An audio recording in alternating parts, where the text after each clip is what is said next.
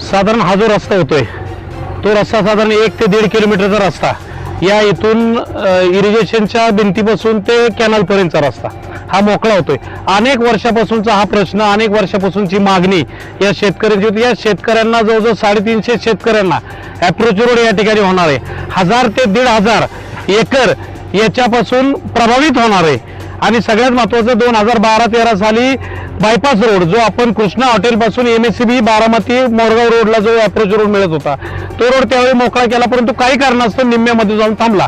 परंतु महायुती सरकारचं मनापासून आभार व्यक्त करतो की त्यांचा ठोस निर्णय आणि हा रस्ता मोकळा झाला। याच्यावर त्यांनी इथं न थांबता अशा रस्त्यांवर मुरमीकरण आणि डांबरीकरणासाठी सुद्धा तरतूद करावी अशी शासनाने GR काढल्या कारणाने या रस्त्याचा फायदा प्रचंड मोठ्या लोकांना होणार आहे। दुसरी गोष्ट, निरेचं वसाहतीकरण आता जे सीमेमुळे तिन्ही बाजूनी थांबलंय त्याचं वसाहतीकरण या बाजूला निश्चितपणे वाढणार आहे आणि त्याचा फायदा निरेतल्या लोकांना त्या ठिकाणी घरं बांधण्यासाठी निश्चितपणे होणार।